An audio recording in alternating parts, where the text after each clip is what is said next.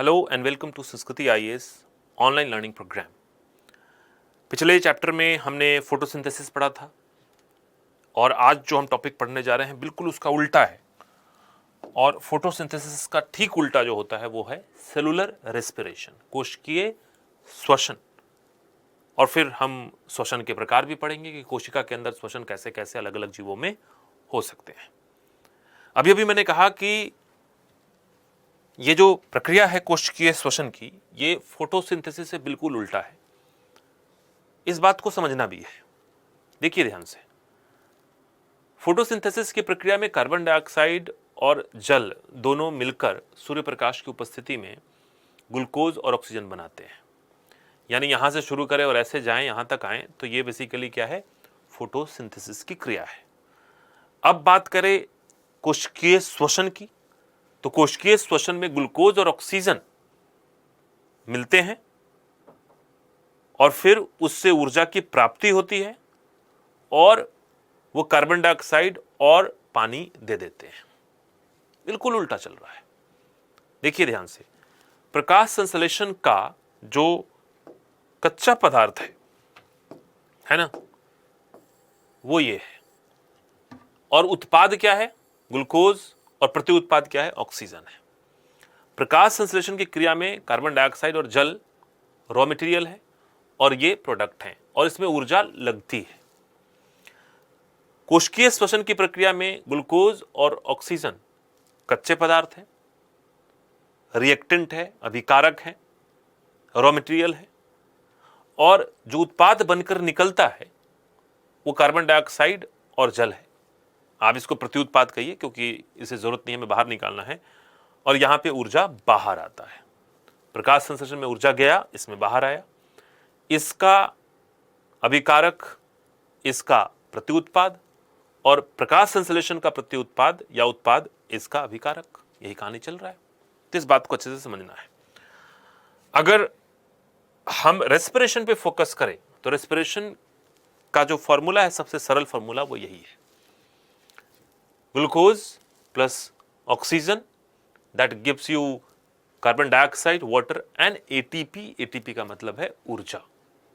और आपको याद होगा, मैं यही नीचे लिख देता हूं, अगर मैं इसी के नीचे प्रकाश संश्लेषण की क्रिया लिखूं तो मैं लिखूंगा 6CO2 प्लस 6H2O, और ये फोटोसिंथेसिस की बात है। सनलाइट इसमें चाहिए, क्लोरोफिल चाहिए, और ये बनाएगा C6H12O6 प्लस 6O2।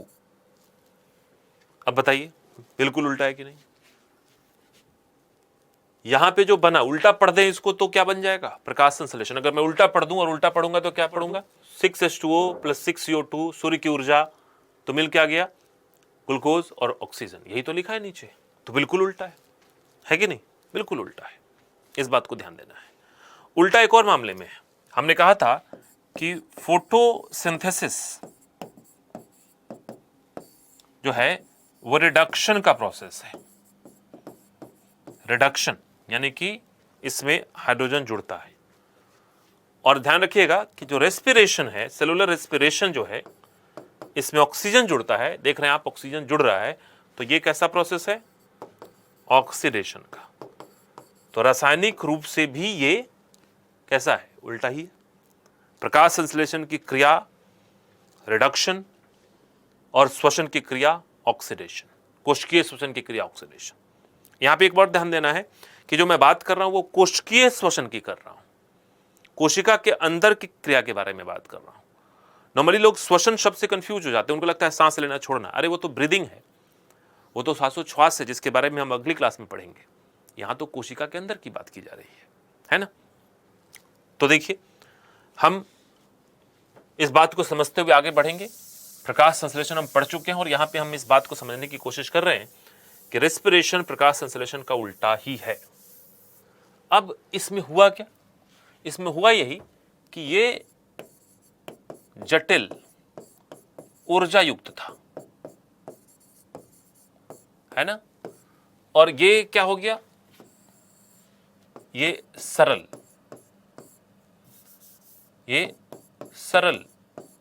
पदार्थ में टूट गया और ऊर्जा यहां पे मिल गई, एनर्जी यहां मिल गई, है कि नहीं? तो अगर डिफाइन करना हो तो क्या कहेंगे आप? डिफाइन करने में हम ये कहेंगे कि कोशिकीय श्वसन की प्रक्रिया में खाद्य पदार्थों का विघटन होता है और उससे ऊर्जा की प्राप्ति होती है। ये देखिए, जटिल ऊर्जा युक्त खाद्य पदार्थ का विघटन हुआ और ऊर्जा की प्राप्ति हुई। मैं फिर से बोलता हूं, कोशिकीय श्वसन की प्रक्रिया में जटिल खाद्य पदार्थों का विघटन होता है और उससे ऊर्जा की प्राप्ति होती है। सरल डेफिनेशन है। थोड़ा और अगर हम एक स्टेप अंदर जाएं तो हम कहेंगे कि ग्लूकोज का ऑक्सीकरण होता है जिससे एटीपी की प्राप्ति होती है। किसकी प्राप्ति होती है? एटीपी की। ग्लूकोज का ऑक्सीकरण होता है और एटीपी की प्राप्ति होती है। एक और बात कह सकते हैं ऊर्जा के स्तर पे, और हम कह सकते हैं कि जो संचित ऊर्जा है, पोटेंशियल एनर्जी है, वो वर्क में बदलता है। Conversion of potential energy into work और एनर्जी फॉर वर्क, है ना? यानी संचित ऊर्जा एक ऐसे ऊर्जा रूप में बदलता है जिसके द्वारा हम काम संपादित करते हैं। ठीक है, ये भी हो सकता है।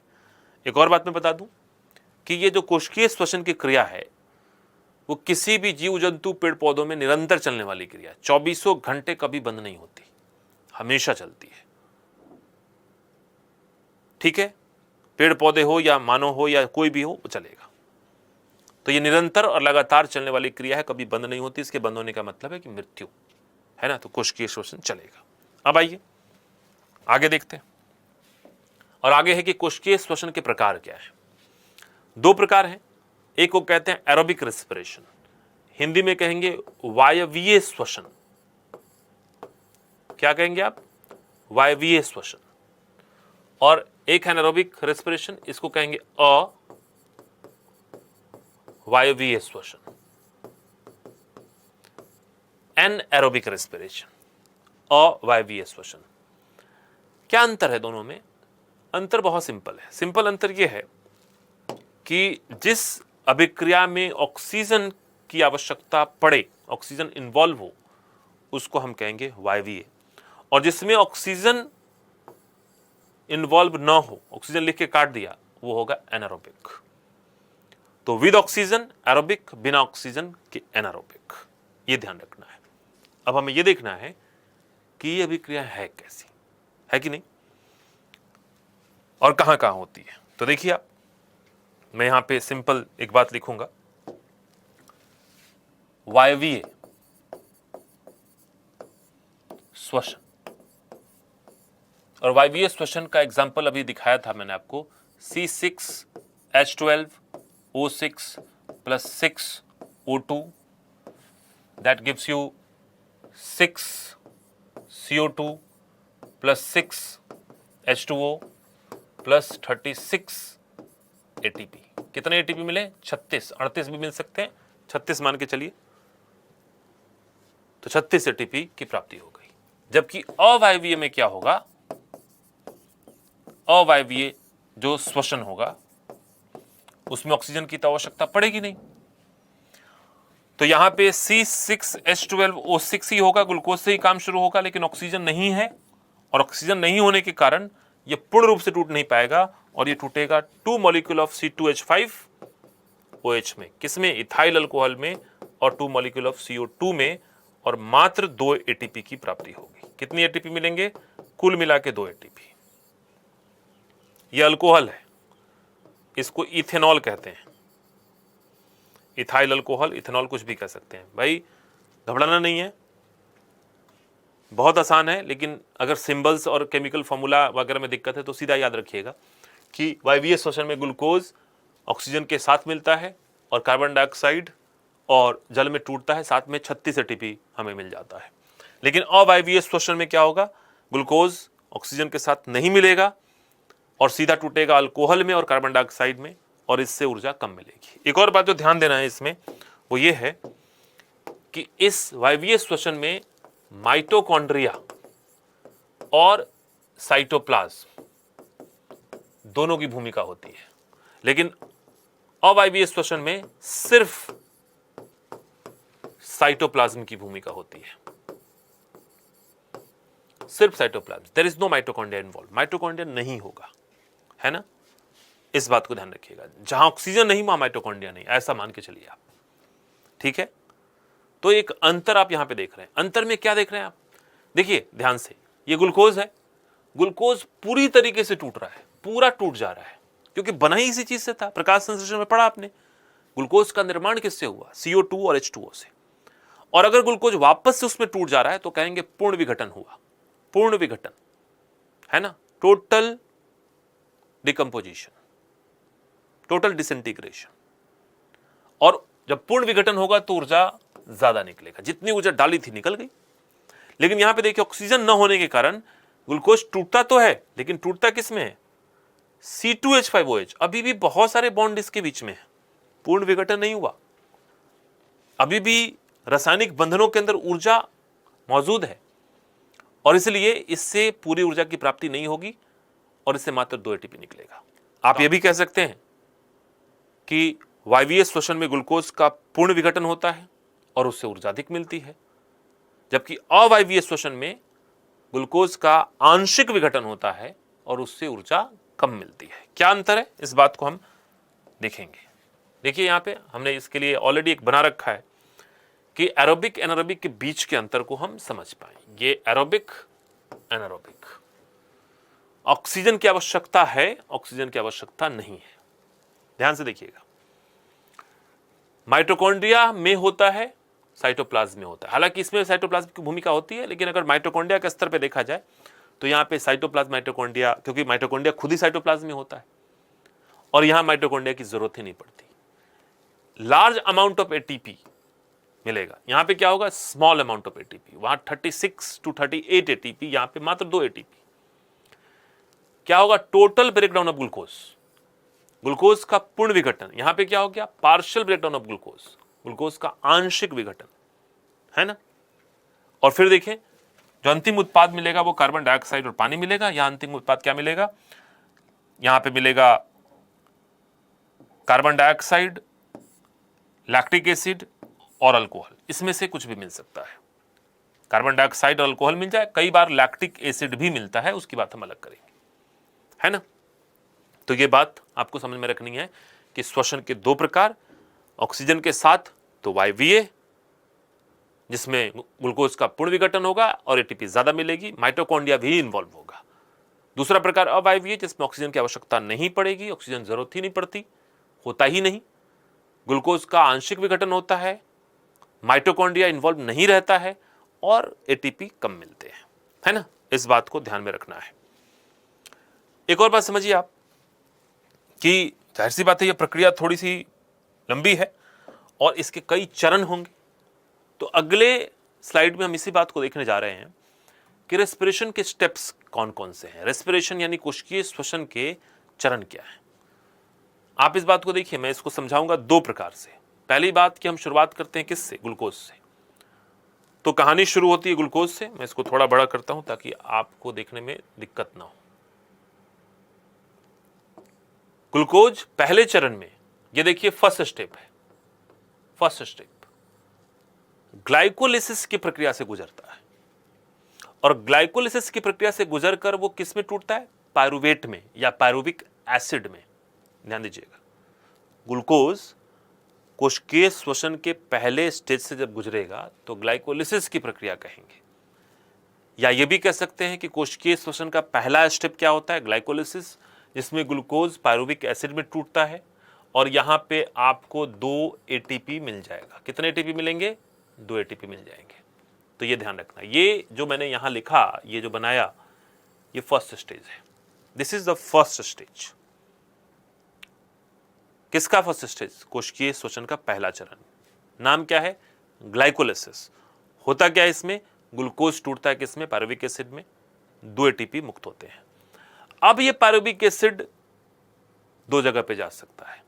अगर ऑक्सीजन होगा तो किधर जाएगा? इधर जाएगा, एरोबिक रेस्पिरेशन में। ऑक्सीजन नहीं होगा तो एनारोबिक में जाएगा। ध्यान दीजिएगा, ग्लाइकोलिसिस की क्रिया में ऑक्सीजन की आवश्यकता नहीं है। ग्लाइकोलिसिस कहां होता है? यह प्रक्रिया कहां होती है? यह प्रक्रिया होती है साइटोप्लाज्म के अंदर, बिना ऑक्सीजन के, कोई ऑक्सीजन की जरूरत नहीं है। लेकिन पायरुविक एसिड के बाद अगर ऑक्सीजन है, अगर ऑक्सीजन प्रेजेंट है तो एरोबिक और माइटोकॉन्ड्रिया देखिए एक्शन में आ गया। और अगर ऑक्सीजन नहीं है तो एनारोबिक, और देखिए साइटोप्लाज्म के अंदर हो रहा है। और जब माइटोकॉन्ड्रिया के अंदर क्रिया होगी तो उसको कहेंगे क्रेब्स साइकिल। ये दूसरा है, ये सेकंड स्टेप है। तो पहला स्टेप क्या है, ग्लाइकोलिसिस, एंड सेकंड स्टेप क्या है, क्रेब्स साइकिल। क्रेब्स साइकिल के बाद वो इलेक्ट्रॉन ट्रांसपोर्ट चेन में जाएगा और खूब सारा एटीपी पैदा करेगा। 2 पहले ही कर चुका है, 34 एटीपी यहां पे और निकाल देगा। यहां पे आते हैं, अगर मान लीजिए ऐसे प्राणी की बात करें जहां पे ऑक्सीजन नहीं होता, तो ये चला जाएगा फर्मेंटेशन के प्रोसेस में, और वहां पे 2 प्रकार की प्रोसेस हो सकती हैं, लैक्टिक एसिड फर्मेंटेशन और साथ ही साथ दूसरा एक प्रकार होगा अल्कोहल फर्मेंटेशन। यानी कि इसमें सेकंड स्टेप है ही नहीं, इसमें एक ही स्टेप है किसमें, अवाइवीएम में, और वो स्टेप है ग्लाइकोलिसिस। इस चीज को देखिए, अभी देखिए समझने में थोड़ी सी तकलीफ हुई होगी, उसको हम इस नेक्स्ट स्लाइड भी क्लियर करेंगे, जिसमें मैं आपको ड्रॉ करके बताऊंगा कि हो क्या रहा है। देखिए आप, मैं यहां पे ड्रॉ करता हूं। मैंने कहा कि सबसे पहले जो प्रोसेस होगी वो ग्लूकोज के साथ शुरू होगी। ग्लूकोज हमारा क्या है, सबस्ट्रेट है। पहला स्टेप जो होता है, फर्स्ट स्टेप, मैं इसको फर्स्ट स्टेप लिखता हूं। फर्स्ट स्टेप का नाम है ग्लाइकोलाइसिस। क्या नाम है, ग्लाइकोलाइसिस। ये पहला स्टेप है, यहां पे मैंने 1 लिख दिया। इस स्टेप के बाद यहां पे क्या बनता है, पायरुवेट। क्या मिला हमें, pyruvate. That is the first step. इसमें ध्यान देने वाली बात यह है कि इसमें ना तो ऑक्सीजन की आवश्यकता है, लिख के काट दिया, ना ही माइटोकॉन्ड्रिया की आवश्यकता है। यह पूरी प्रक्रिया कहां होती है, साइटोप्लाज्म में होती है,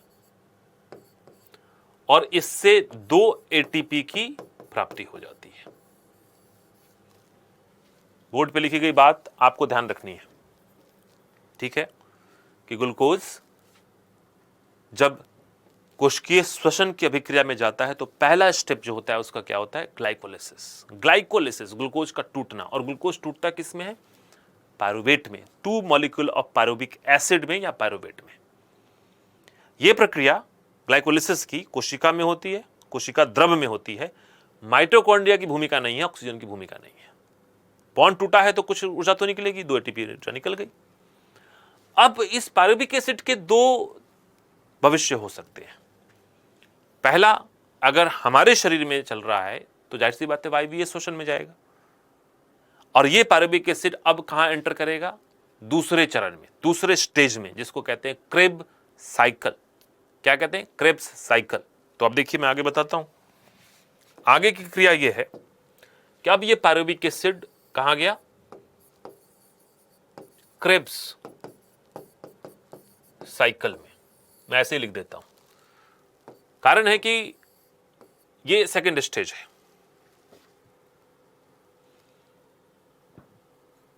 ये सेकंड स्टेज है, यहां पे मैं 2 लिख देता हूं, 2 सेकंड स्टेज। पहला वो था, सेकंड ये है। एक और बात ध्यान दीजिएगा कि पायरुविक एसिड या पायरुवेट जब क्रेब साइकिल में जाता है तो ये क्रिया कहां होती है, माइटोकॉन्ड्रिया में। ऑक्सीजन प्रेजेंट, माइटोकॉन्ड्रिया प्रेजेंट, दोनों ही प्रेजेंट होंगे। क्रेब साइकिल में पायरुविक एसिड जाएगा, और क्रेब साइकिल जब कंप्लीट होगा तो यहां से क्या निकलेगा, CO2 H2O, और साथ में क्या मिलेगा आपको, 34 ATP, 34 ATP। तो 2 इधर और 34 इधर, कितने हो गए, 36 ATP टोटल प्राप्त हो गए। ध्यान दीजिएगा, 2 यहां भी निकला था और यहां पे 34 निकल गया, 36 ATP। तो नेट गेन की बात करें तो 36 ATP की प्राप्ति हो जाएगी। कई बार 38 ATP भी लिखा होगा, लेकिन उसमें से 2 ATP मेम्ब्रेन क्रॉस करने में खर्च हो जाता है, तो नेट ATP 36 आपको मिल पाते हैं, उसमें नहीं जाना है। तो बताइए आप, कितने स्टेप हुए, 2 ही स्टेप तो हुए, है ना। लेकिन अगर एक और तरीका यह है कि अगर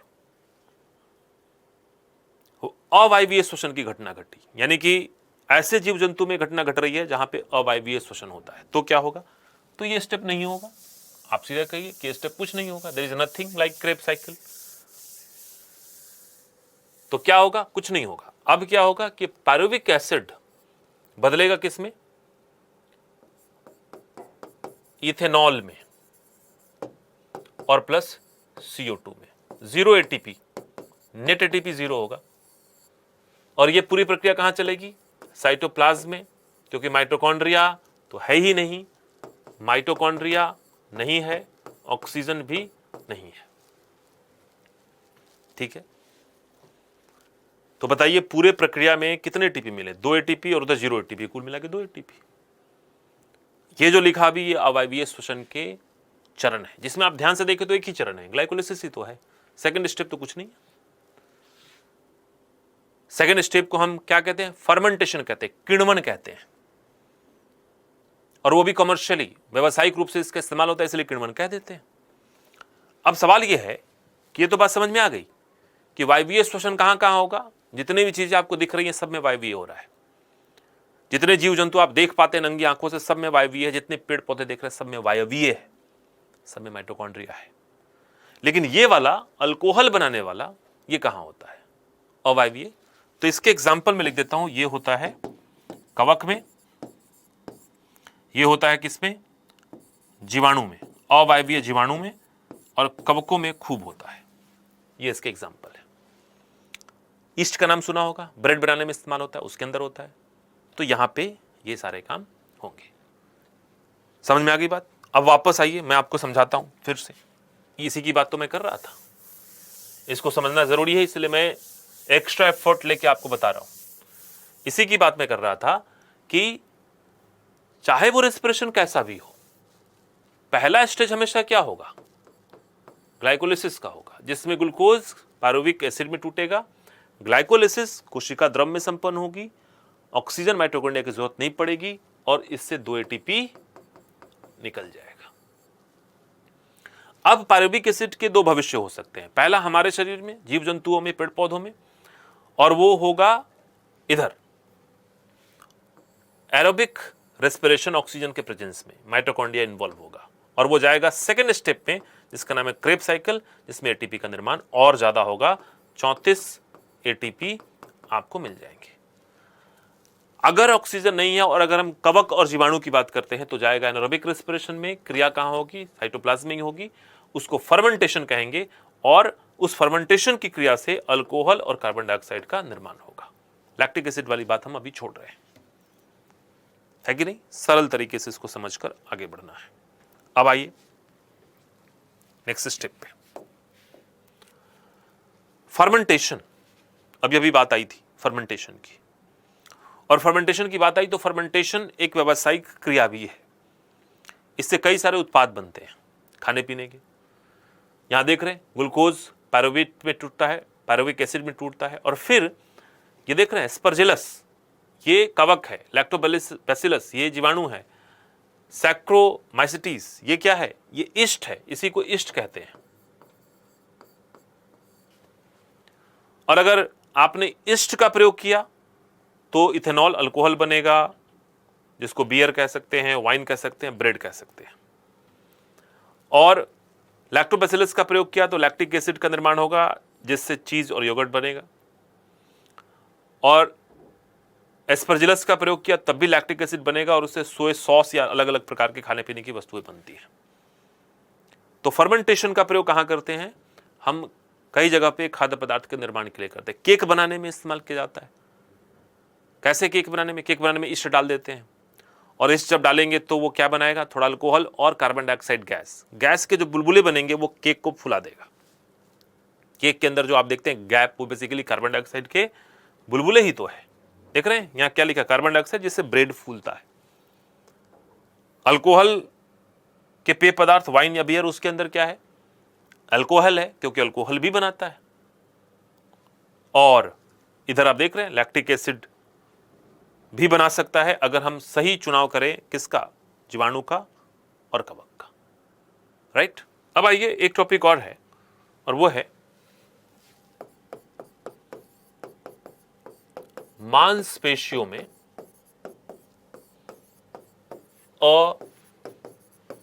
अवायवीय श्वसन। मांसपेशियों में अवायवीय श्वसन, इसे देखना है।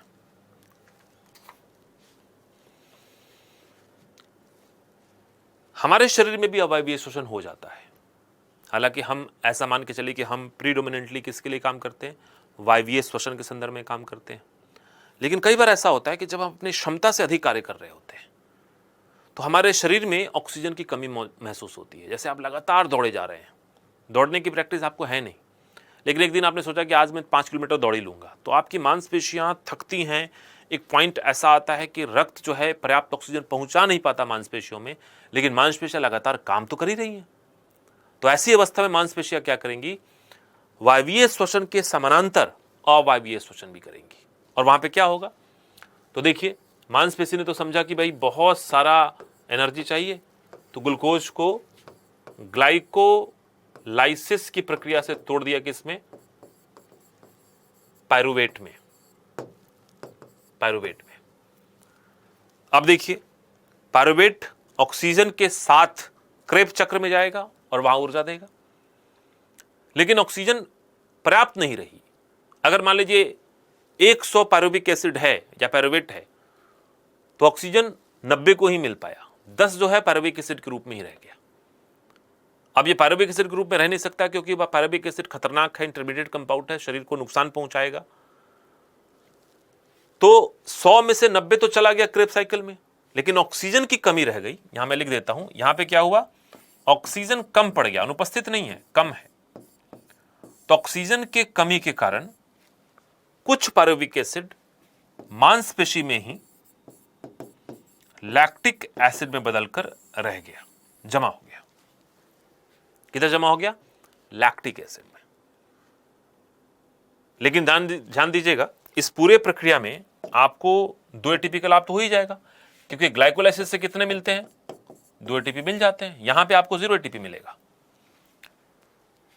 इसी को लैक्टिक एसिड अवायवीय श्वसन कहते हैं, जो हमारे मांसपेशियों में होता है। और ये कब होता है, हम जब एक्सरसाइज कंडीशन में होते हैं, जब हम बहुत ज्यादा क्षमता से अधिक, स्टैमिना से अधिक कार्य करते हैं। जैसे कई लोग ऐसा होता है कि पहली बार जब जिम जाते हैं तो खूब ज्यादा वजन उठाते हैं, खूब सारा काम करते हैं। भाई जिम गए हो तो धीरे धीरे क्षमता बिल्डअप करो। जिम का इंस्ट्रक्टर हमेशा कहता है कि नहीं, धीरे धीरे करना है, एक एक करके काम करना है। आज 7 बार 8 बार पुशअप करो, कल 12 बार करो, फिर 15 बार करो। मशीन का प्रयोग धीरे धीरे करके वजन बढ़ाओ उसमें। ऐसा नहीं कि पहले दिन ही 20 केजी से शुरू कर दिए।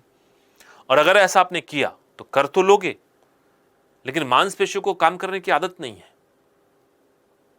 रक्त को उतनी मात्रा में ऑक्सीजन पहुंचाने की आदत नहीं है, फेफड़ों को इतने ऑक्सीजन को प्रोसेस करने की आदत नहीं है, हृदय की जो संकुचन है, पंपिंग एक्टिविटी, उसको भी उस लेवल तक जाने की आदत नहीं है, क्योंकि आपने अपने शरीर को बहुत ही आराम की अवस्था में रखा हुआ था बहुत दिनों तक। तो शरीर अपनी क्षमता को घटा के वहां पहुंच चुका है। लेकिन एकाएक काम करना शुरू कर दिए, काम तो हो जाएगा। मांसपेशियों को काम करना है तो ऊर्जा चाहिए। आपको पता है कि ग्लूकोज पूरे रक्त में है और मांसपेशियों की कोशिकाओं के अंदर ग्लूकोज बहुत सारा टूटेगा ग्लाइकोलाइसिस की प्रक्रिया से, और बहुत सारे पायरुवेट बनेंगे। लेकिन ऑक्सीजन की जब कमी होगी तो पायरुवेट का कुछ हिस्सा क्रेब्स चक्र में नहीं जा पाएगा। बात समझ में आ रही है? और जो हिस्सा क्रेब्स चक्र में नहीं गया वो प्रॉब्लम है, क्योंकि ऑक्सीजन कम पड़ा है। तो वो कोशिका द्रव में रहता हुआ ही लैक्टिक अम्ल में बदल के और मांसपेशियों में ही जमा हो जाएगा। और जब मांसपेशियों में लैक्टिक अम्ल का जमा होगा तो आपको जलन की अनुभूति होगी, दर्द की अनुभूति होगी, जो सामान्यतः होता है। लेकिन वो क्या हमेशा तक होता रहेगा? नहीं। तुरंत शरीर की अपनी मैकेनिज्म जो है वो हरकत में आएगी और वो क्या करेगा, वो उस लैक्टिक एसिड को वहां से उठाकर कहां भेज देगा, लिवर में। और लिवर जो है उसको वापस से कार्बन डाइऑक्साइड और जल में तोड़कर प्रोसेस कर देगा। बात समझ में आ रही है? तो लैक्टिक एसिड बनता है मांसपेशियों में अवायवीय श्वसन के कारण, लेकिन फिर वो टूटता है कहां, लिवर में जाके। लिवर के बारे में आप जानते ही हो कि शरीर की प्रयोगशाला है, तरह तरह के रासायनिक बदलाव वो करना जानते हैं, है ना। तो आप देखिए, कुल मिला के रेस्पिरेशन के 3 प्रकार आपने पढ़ लिए। पहला वायवीय श्वसन, जो पेड़ पौधे जीव जंतु सब में होता है। दूसरा अवायवीय श्वसन, जिसमें अल्कोहल और कार्बन डाइऑक्साइड बाय प्रोडक्ट के रूप में निकलता है, जो कवक में और जीवाणुओं में हम ज़्यादा देखते हैं। और तीसरा, मांसपेशियों में लैक्टिक एसिड का बनना, जो एक प्रकार का अवायवीय श्वसन है, जो हमारे शरीर में ऑक्सीजन की कमी होने के कारण होता है कि नहीं? इस बात को ध्यान में रखिएगा। अब आइए, प्रकाश संश्लेषण और सेलुलर रेस्पिरेशन, इसकी बात हम कर रहे थे और बहुत अच्छे से इस बात को समझ पा रहे होंगे कि प्रकाश संश्लेषण की क्रिया दिन में चल रही है और दिन खत्म, प्रकाश संश्लेषण खत्म। लेकिन सेलुलर रेस्पिरेशन की क्रिया दिन और रात दोनों तरफ चलती है।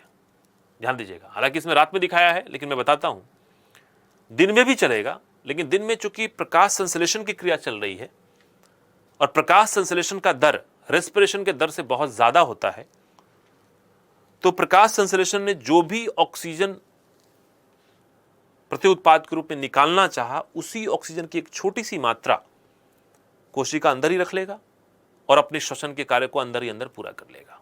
तो दिन के समय क्या होता है, प्रकाश संश्लेषण का दर बहुत है, कोशिकीय श्वसन का दर उसकी अपेक्षा कम होता है और कोशिकीय श्वसन के लिए आवश्यक ऑक्सीजन की प्राप्ति प्रकाश संश्लेषण के प्रत्युत्पाद के द्वारा पत्ते के अंदर ही कर ली जाती है। मामला क्लियर? बाहर पता ही नहीं चला कि कुछ हुआ, लेकिन अंदर तो हो ही रहा है कोशिकीय श्वसन। और दिन में हम क्या देखते हैं? दिन में हम यही देखते हैं कि जो पौधा है वो ऑक्सीजन देता है और कार्बन डाइऑक्साइड लेता है, लेकिन ध्यान दीजिएगा, कुछ ऑक्सीजन वो अंदर ही अंदर लेकर कार्बन डाइऑक्साइड में बदल देता है और उस कार्बन डाइऑक्साइड को फिर प्रकाश संश्लेषण की क्रिया में डाल देता है। लेकिन रात के समय तो प्रकाश संश्लेषण खत्म और अब ऑक्सीजन की जो आवश्यकता है वो प्रकाश संश्लेषण पूरा नहीं कर पाएगा, बल्कि उसको बाहर से ऑक्सीजन लेना पड़ेगा। तो यहां देख रहे हैं, रात में ऑक्सीजन बाहर से लेता है और कार्बन डाइऑक्साइड बाहर निकाल देता है, क्योंकि रात में तो प्रकाश संश्लेषण चल ही नहीं रहा। और अगर प्रकाश संश्लेषण रात में नहीं चल रहा है, इसका मतलब क्या है कि ऑक्सीजन और श्वसन के बाद बना हुआ जो कार्बन डाइऑक्साइड है उसका इस्तेमाल प्रकाश संश्लेषण में नहीं हो पाएगा, उसको बाहर ही निकालना पड़ेगा। तो रात में सूर्य अस्त होने के बाद जो पेड़ पौधे होते हैं हमारी तरह व्यवहार करते हैं, वो वायुमंडल से ऑक्सीजन लेते हैं, कार्बन डाइऑक्साइड निकालते हैं। इसके लिए इनके पत्तों पर रंध्र होते हैं और वो रंध्र के थ्रू गैसों का विनिमय करते हैं, गैसों का एक्सचेंज करते हैं। ये बात आपको पता है। यही रीजन है कि कई बार आपने बड़े बुजुर्ग को सुना होगा और वो कहते हैं कि रात के समय पेड़ पौधों के पास मत जाओ। हालांकि इसके साथ कई अंधविश्वास भी जोड़ रखा है कि वहां भूत हो सकते हैं, प्रेत हो सकते हैं। ऐसा कुछ नहीं होता। उसके पीछे सिंपल विज्ञान है कि रात के समय बड़े पेड़ के आसपास या किसी जंगल में जाने पर दो खतरे हैं। एक तो जानवर निशाचर जीव के खतरे हैं, सांप बिच्छू के खतरे हैं, क्योंकि दिखेंगे नहीं और आप पर हमला कर देंगे। और दूसरा कि उस समय उसमें ऑक्सीजन की मात्रा थोड़ी कम और आसपास कार्बन डाइऑक्साइड की मात्रा ज़्यादा होती है, जो हमारे स्वास्थ्य के लिए कई बार प्रतिकूल भी हो सकता है। इसलिए इस बात को रोका जाता है, अन्य कोई बात ऐसी है नहीं। तो बहुत ही इत्मीनान से इस बात को समझते हुए आप आगे बढ़ेंगे कि कोशिका के अंदर जो श्वसन की प्रक्रिया थी, कोशिकीय श्वसन, उसको आपने समझा। प्रकाश संश्लेषण का ठीक उल्टा होता है, इस बात को भी समझा आपने। और फिर हम अगले टॉपिक में श्वसन तंत्र की बात करेंगे, जहां पे इसके आगे की कहानी हम देखेंगे कि होता क्या है। Till then, bye bye, take care, study well, thank you.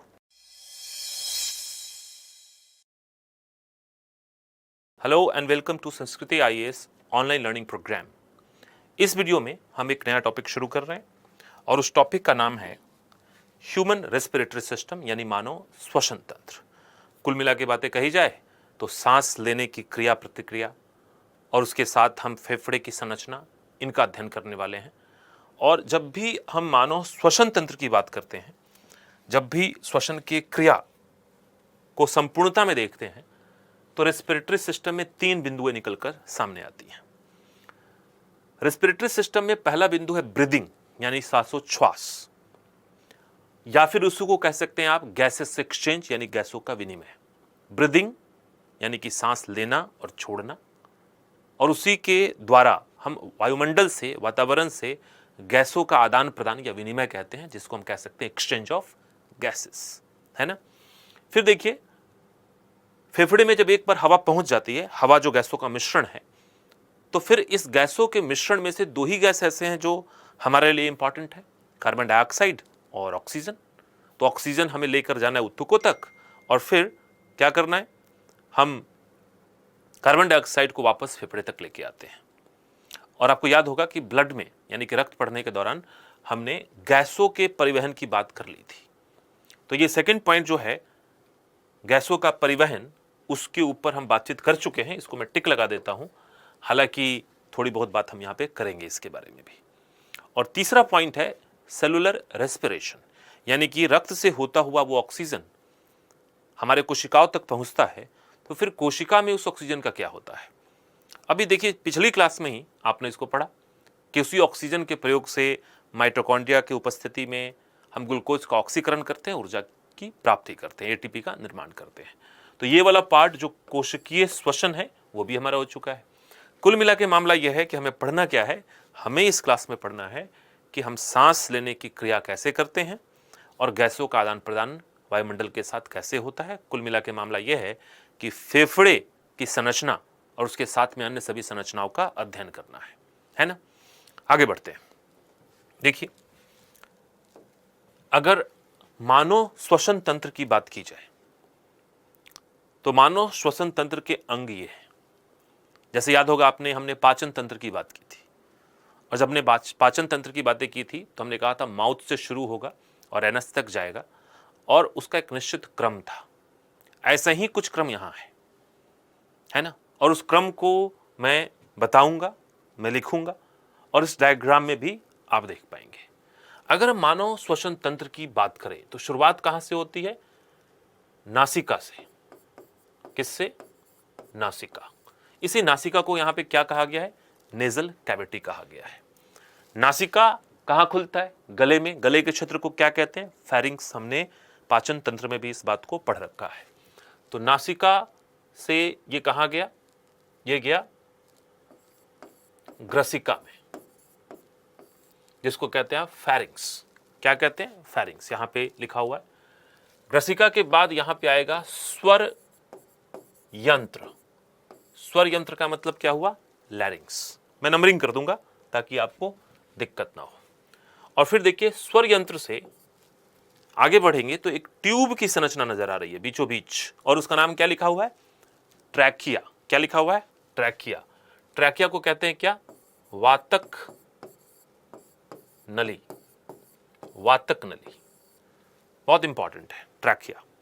और फिर देखिए ये ट्रैकिया विभाजित हो जाता है दो भागों में। ट्रैकिया का विभाजन हो गया दो भागों में, एक फेफड़े के अंदर और दूसरे फेफड़े के अंदर, दाएं फेफड़े के अंदर और बाएं फेफड़े के अंदर। इस विभाजन को हम क्या कहते हैं, वातक नली के विभाजन को हम कहते हैं ब्रोंकाई। ब्रोंकाई हिंदी में क्या कहेंगे आप, हिंदी में मैं यहां लिख देता हूं, हम इसको कहते हैं श्वसनी, है ना। इसको क्या कहते हैं हिंदी में, श्वसनी। और ब्रोंकाई कितने होंगे, दो होंगे, दाईं और बाईं तरफ होंगे। और फिर देखिए ब्रोंकाई जब आगे विभाजित होगा तो उसके छोटे छोटे पार्ट्स बनेंगे, उसके ब्रांचेस बनेंगे, उसको कहते हैं ब्रोंकियोल्स। क्या कहते हैं उसको, तो देखिए मैं यहां लिख देता हूं ब्रोंकियोल्स, जिसको हिंदी में कहते हैं श्वसनिका, है ना, श्वसनिका। और फिर ये जो ब्रोंकियोल है, श्वसनिकाएं हैं, वो अंतिम में एक बॉल जैसी संरचना में बदल जाती हैं, खोखले हॉलो बॉल जैसी संरचना में बदल जाती हैं, और उनको कहते हैं हम एल्वियोलाई। एल्वियोली या एल्वियोलाई कुछ भी कह सकते हैं। इसको हिंदी में कहते हैं आप कूपिका। कूपिका क्या कहेंगे आप इसको, कूपिका। तो ध्यान रखिएगा, श्वसनी, ब्रोंकाई, श्वसनिका और कूपिका। लंग्स की संरचना यही है, फेफड़े की संरचना यही है। मैं फिर से बोलता हूं, ये क्या है, नासिका नंबर 1, यानी कि इसी को हमने डायग्राम में क्या देखा है, नेजल कैविटी के रूप में देखा है। दूसरा है फेरिंक्स, जो ग्रसिका लिखा हुआ है यहां पे, फेरिंक्स। और फिर क्या है, लैरिंक्स, जो स्वर यंत्र है। और ये जो है उसका नाम है ट्रैकिया। ट्रैकिया, है ना। तो इस बात को आप समझ लेंगे, इसको ऐसे ही इसी क्रम में लिख लेंगे। Nasal cavity, pharynx, larynx, trachea, bronchi, bronchiole, alveoli. नासिका, ग्रसिका, स्वर यंत्र, वातक नली, श्वसनी, श्वसनिका और कुपिका। यहां भी देख लीजिए आप, सबसे पहले हमने बात किसकी की थी? नेजल कैविटी की, नासिका की, फिर फेरिंग्स गले का वह क्षेत्र जिसमें हम भोजन भी निकलते हैं और हवा को भी इसी के थ्रू लेते हैं। कॉमन चैम्बर है किसका? कॉमन पैसेज है किसके लिए? खाने के लिए और किसके लिए? और उसके साथ साथ इसमें हवा का भी कॉमन पैसेज है। लैरिंग्स आवाज, यहां से आवाज निकलती है हमारी। और फिर देखिए ट्रैकिया, वातक नली, वातक नली के बाद ब्रोंकाई, ब्रोंक्यूल, एल्वुलाई। दो चीजें देख रहे होंगे, एक तो डायफ्राम लिखा हुआ है, इसकी बात हम करेंगे। और लंग्स की संरचना किससे मिलाकर बनती है? इन तीनों को मिला दें, इन तीनों को मिला दें तो यही क्या बन जाएगा? लंग्स की संरचना बनेगी। लंग्स अपने आप में एक संरचना नहीं है, बल्कि ट्रैकिया के बाद की ये तीनों संरचना मिला दी जाए तो क्या बन जाती है? लंग्स बन जाती है। ध्यान दीजिएगा, है ना? अच्छे से इसको समझ लीजिए और फिर हम आगे बढ़ेंगे। और आगे बढ़ेंगे तो एक एक करके सबके बारे में थोड़ी बहुत बातें करेंगे। अब आइए, क्या बातें हैं? सबसे पहला जो था वो था नेजल कैविटी, नासिका गुहा या नासिका भी कह सकते हैं। क्या काम है इसका? जाहिर सी बात है, सांस लेते हैं। इस नासिका के अंदर हवा से धूल कणों को हटाने के लिए, छोटे मोटे जीव जंतु को बाहर रखने के लिए, इवन कुछ जीवाणुओं को मारने के लिए व्यवस्थाएं हैं। नासिका के अंदर बहुत सूक्ष्म छोटे छोटे बाल होते हैं जो फिल्टर की तरह काम करते हैं। और नेजल सेक्रेशन होता है, नासिका में द्रव भी स्रावित होता है जिसके अंदर लाइसोजाइम एंजाइम होता है, पढ़ रखा है आपने, और वो सूक्ष्म जीवों को मारते हैं। इसके द्वारा हम वायु को अंदर लेके जाते हैं। जैसे ही वायु अंदर जाती है नासिका से तो दूसरे पॉइंट पे हमें क्या मिलता है? किससे वास्ता पड़ता है? फेरिंग्स, फेरिंग्स यानी ग्रसिका। और ग्रसिका या फेरिंग्स जिसे हम कहते हैं, गले का वह क्षेत्र जहां से खाना भी अंदर जाएगा। कहां जाएगा खाना? इसोफेगस में या फूड पाइप में। और हवा कहां जाएगा? हवा जाएगा, जो गैस आपने लिया है वो कहां जाएगा? ट्रैकिया में, विंड पाइप में, वातक नली में, है ना? तो फेरिंग्स कॉमन चैम्बर है खाने का और हवा का। इसी फेरिंग्स के इर्द गिर्द, इसी के पास एक लैरिंग्स नामक संरचना होती है ना? इस बात को ध्यान रखना है, लैरिंग्स नामक संरचना, जिसको कहते हैं हम स्वर यंत्र। लैरिंग्स नामक इस संरचना में क्या पाया जाता है? इसके अंदर पाया जाता है वोकल कॉर्ड्स। क्या पाए जाते हैं इसमें? स्वर कोश पाए जाते हैं, वोकल कॉर्ड्स पाए जाते हैं। वोकल कॉर्ड्स मांसपेशी की संरचना है जो वायु के द्वारा कंपित होती है और उसी कंपन के द्वारा हम अपने मुंह से आवाज निकाल पाते हैं। मैं बोल रहा हूं तो जाहिर सी बात है, उस बोलने के क्रम में मैं पहले फेफड़े में हवा भरता हूं और बोलने के दौरान उस हवा को बाहर निकालता हूं। मैं एक्सपायर करता हूं, एक्सपायरेशन करता हूं, है ना? और उच्छ्वास करता हूं मैं, आप हिंदी में कह सकते हैं। और फिर उस निकलती हुई वायु से मेरे लैरिंग्स के स्वर कोश वाइब्रेट होते हैं और उसी कंपन से ध्वनि निकल पा रही है जिसे आप सुन रहे हैं, है ना? तो लैरिंग्स की संरचना, स्वर यंत्र की संरचना, स्वर यहां पैदा होते हैं। एक बात और ध्यान दीजिएगा, मैं थोड़ा एडिशनली भी चीजों को बताता चलूंगा। कुछ पंछी ऐसे हैं जिनमें सिरिंग्स पाया जाता है ना? क्या पाया जाता है? सिरिंग्स। और सिरिंग्स ऐसे पंछियों में पाया जाता है जो मधुर ध्वनि में गाते हैं, जैसे कोयल हो गया, रॉबिन हो गई। ऐसे चिड़िया जो बहुत मधुर ध्वनि में गाते हैं, उनके स्वर यंत्र को लैरिंग्स ना कह के क्या किया जाता है? क्या कहा जाता है? सिरिंग्स कहा जाता है। और ये पैदा करते हैं मधुर स्वर। किधर? पंछी में, तो पक्षियों में। अब एक स्टूडेंट था क्लास में, उसने कहा क्या कि सर लता मंगेशकर में सिरिंग्स होता है या लैरिंग्स होता है? मैंने क्या बोला? पंछियों में ही, मधुर ध्वनि में गाने वाली पंछियां, जिसको इंग्लिश में कहते हैं सिंगिंग बर्ड्स। ये नहीं कि आप बहुत बढ़िया गाते हैं तो आप में लैरिंग्स ना हो कि सिरिंग्स हो गया, नहीं। हम गाने के दौरान, सीखने के दौरान जब हम गाना सीखते हैं, क्लासिकल म्यूजिक या वेस्टर्न म्यूजिक, तो हम अपने स्वर कोश को ट्रेन करते हैं। सांसों पे सारा काम होता है वहां पे, है ना। तो वो बात अलग है, उसमें मैं नहीं जाऊंगा। चलिए आगे बढ़ते हैं। जब हम फेरिंग्स और लैरिंग्स से आगे बढ़ते हैं, तब हमारे पास आता है चौथा पार्ट, जिसका नाम है ट्रैकिया, जिसको विंड पाइप भी कहते हैं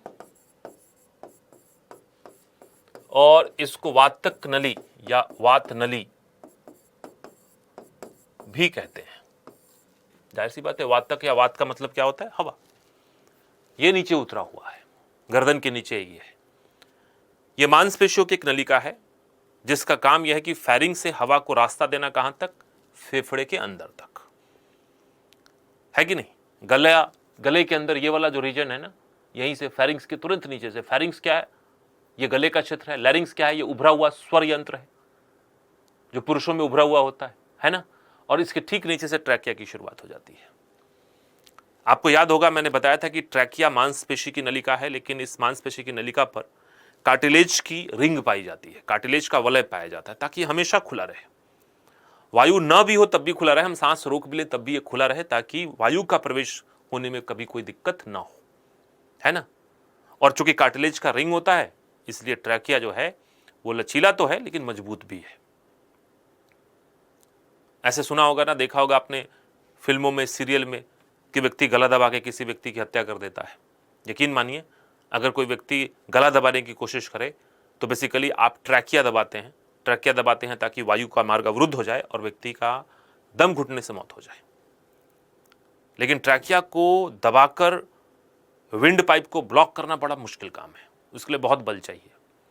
शायद उतना बल लगातार 5-7 मिनट तक लगा ना पाए व्यक्ति, है ना। तो ये थोड़ा ध्यान में रखना है कि अगली बार कोई ऐसा मौका आए तो रस्सी वस्सी का प्रयोग करें, ताकि आसानी से काम हो जाए। अरे भाई, अपने में नहीं, मतलब कभी बॉर्डर पे लड़ने की ज़रूरत पड़े, कभी देश की सेवा करने का मौका मिले, तब की बात मैं कर रहा हूँ, है ना। आप गलत लेशन लेके मत जाइएगा, है ना। तो ये बात ध्यान रखिएगा। अब देखिए, यही ट्रैकिया है जो विभाजित होकर दाएं और बाएं लंग्स में प्रवेश करता था, और इसके विभाजन को हमने क्या कहा था? हमने कहा था ब्रोंकाई। ब्रोंकाई हिंदी में क्या कहा था? श्वसनी। तो श्वसनी कितने होंगे? 2 होंगे। किधर होंगे? एक लेफ्ट की तरफ जाएगा और दूसरा राइट की तरफ जाएगा। 2 ही श्वसनी होंगे। और फिर इन श्वसनियों का विभाजन होगा तो क्या बनेगा? ब्रोंकियोल। ब्रोंकियोल, श्वसनिका। और ये अनेकों होंगे, ये बहुत सारे होंगे।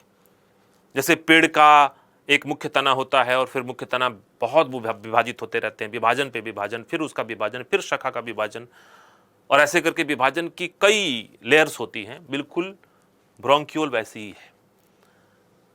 श्वसनी या ब्रोंकी विभाजित होगा तो प्राइमरी ब्रोंकियोल बनाएगा, फिर वो प्राइमरी ब्रोंकियोल विभाजित होगा तो सेकेंडरी, फिर सेकेंडरी विभाजित होगा तो टर्शियरी ब्रोंकियोल बनाएगा, और ये चलता रहेगा।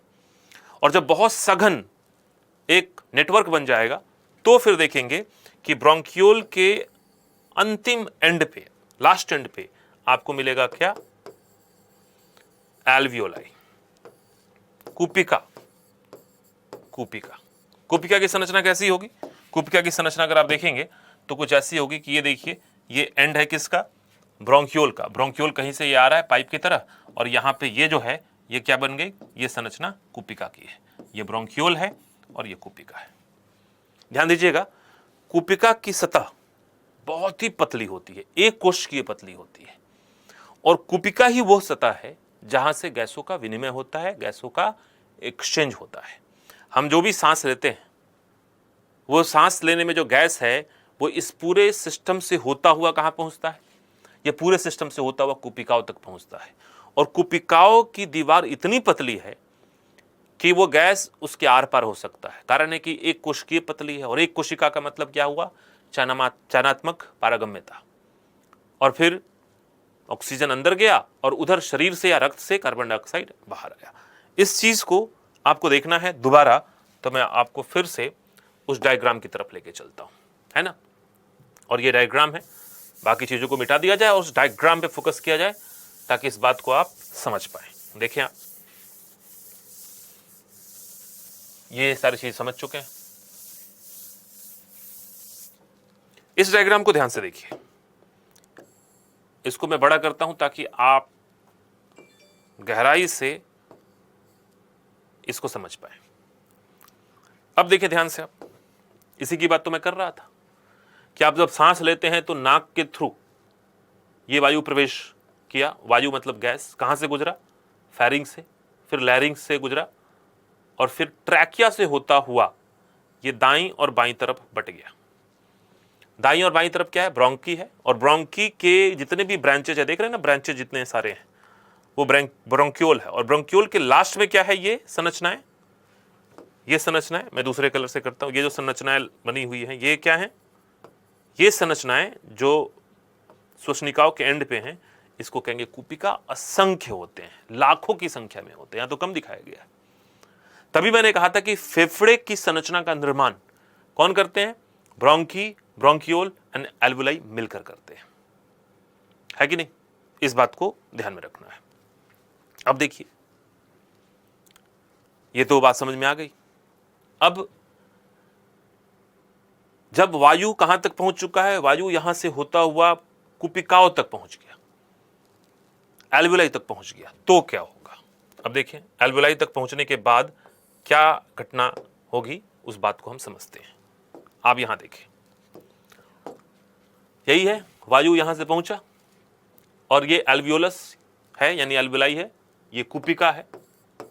तो कुपिका की संरचना, और कुपिका की संरचना में आप देखेंगे कि जो गैस हमने लिए हैं उस गैस में ऑक्सीजन की मात्रा कितनी होगी? 21%। और कार्बन डाइऑक्साइड की मात्रा क्या होगी? 0.04%, बहुत कम। और हम सब जानते हैं ना कि विसरण की प्रक्रिया में, डिफ्यूजन की प्रक्रिया में कोई भी चीज अपने अधिक से अपने कम की तरफ जाती है। मूवमेंट कैसे होता है? हायर कंसंट्रेशन से लोअर कंसंट्रेशन की तरफ। ध्यान दीजिएगा, देखिएगा आप कुपिकाओं के साथ साथ, बिल्कुल उसके साथ साथ चलता हुआ क्या है? ब्लड कैपिलरी है, रक्त केशिका है, बहुत पतली रक्त वाहिका है। इसके अंदर ये ब्लड आप जाते हुए देख रहे हैं, आरबीसी बना हुआ है। जाहिर सी बात है कि रक्त के अंदर ऑक्सीजन की मात्रा कम होगी क्योंकि शरीर ऑक्सीजन का इस्तेमाल करता है, और जो वायु हमने लिया है उसमें ऑक्सीजन 21% है। तो मूवमेंट कैसे होगा? अधिक से कम की तरफ, और ऑक्सीजन डिफ्यूज कर गया किधर? कुपिका और रक्त केशिका के दीवार को पार करता हुआ रक्त के अंदर, और वहां क्या हो गया? हीमोग्लोबिन के साथ मिलकर ऑक्सी हीमोग्लोबिन की संरचना बना दिया। इस बात को आपने पढ़ रखा है। और उसी समय रक्त के प्लाज्मा में जो कार्बन डाइऑक्साइड घुला हुआ है उसकी मात्रा अधिक है क्योंकि शरीर कार्बन डाइऑक्साइड बनाता है। और देखिए यहां पे कार्बन डाइऑक्साइड की मात्रा मात्र 0.04% है, यानी अधिक कार्बन डाइऑक्साइड कहां है? रक्त में, और कम कहां है? कुपिका के गैस में। तो कार्बन डाइऑक्साइड का मूवमेंट कैसे होगा? आउट। ऑक्सीजन कैसा जाएगा? इन। और ये पूरी प्रक्रिया किस विधि से होगी? विसरण के द्वारा। कौन सा विधि? विसरण, डिफ्यूजन के द्वारा, है कि नहीं? ये पूरी प्रक्रिया डिफ्यूजन के द्वारा होगी और आपका गैसेस एक्सचेंज लंग्स में हो गया, है कि नहीं? लंग्स में गैसेस एक्सचेंज की घटना घट गई। अब आप कहेंगे कि भाई ऐसी इतनी बड़ी संरचना की आवश्यकता क्यों है? ये 50 लाख के करीब में कुपिकाओं की जरूरत क्यों है? ये राउंड राउंड कुपिकाएं जो गोली गोली संरचना है, ऐसा क्यों है? इसके पीछे सिंपल रीजन है कि जितनी ज्यादा संरचनाएं होंगी इस तरह की कुपिकाओं की, एल्वुलाई की, सरफेस एरिया, सतही क्षेत्रफल उतना ही ज्यादा मिलेगा, और सतही क्षेत्रफल जितना ज्यादा होगा तो गैसों का विनिमय, गैसों का विसरण उतना ही बेहतर होगा। बात समझ में आ रही है? तो आप देखेंगे कि किसी भी जीव जंतु में, मानव हो या कोई भी हो, उसके गैसों के विनिमय की सतह जो होती है उसका सतही क्षेत्रफल बढ़ा हुआ होता है। सोचिए, हमारा लंग तो बस यहीं तक खत्म हो जाता है, और सोचिए इतने छोटे लंग के अंदर क्या क्या होता होगा, जो संरचनाएं होती है आपको पता है। लेकिन अगर उसके कुल सतही क्षेत्रफल की बात करें तो मानव के लंग का कुल सतही क्षेत्रफल एक टेनिस के कोर्ट के बराबर होता है, लॉन टेनिस। कैसे? क्योंकि कुपिकाओं का ये जो पूरा सिस्टम है, उन सब की एक एक सतही क्षेत्रफल को कैलकुलेट करके जोड़ा जाए तो वो टेनिस के एक बड़े कोर्ट के बराबर होगा, और इतना ही चाहिए गैसों के अच्छे से आदान प्रदान के लिए, है कि नहीं? अब आइए, आगे बढ़ते हैं। कुपिकाओं के बारे में एक बात और है जो ध्यान देना है कि श्वसन तंत्र का मुख्य काम क्या है। श्वसन तंत्र का मुख्य काम है कि सांस ले यानी हवा ले और उसमें से ऑक्सीजन शरीर में पहुंचा दे और कार्बन डाइऑक्साइड बाहर वायुमंडल में पहुंचा दे। और ये गैसों के विनिमय का काम करता कौन है? अल्टीमेटली कुपिकाएं। तो आप कह सकते हैं कि हमारे श्वसन तंत्र की इकाई कौन है? कुपिका है ना।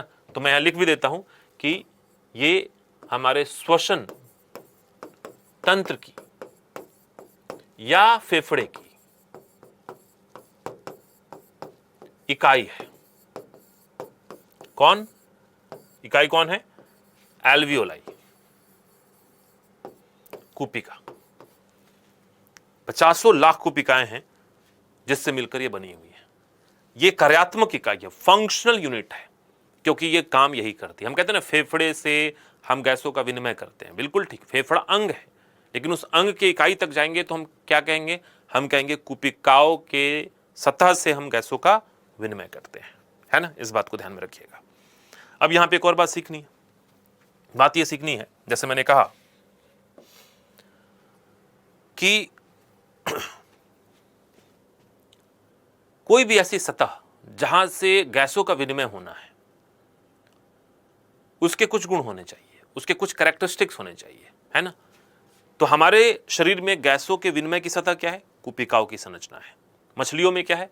गिल्स है या क्लोम है कि नहीं। मेंढक में क्या है? उनकी त्वचा है, फेफड़े भी होते हैं मेंढक में और क्लोम भी होते हैं, सब कुछ होता है। लेकिन ध्यान दीजिएगा कि गैसों के विनिमय की सतह के गुण, ये टॉपिक है। तो गैसों के विनिमय के सतह के गुण, है ना, क्या क्या है? पहली बात कि इनका सरफेस एरिया बहुत ज्यादा होगा, तो इनका सतही क्षेत्रफल अधिक होगा।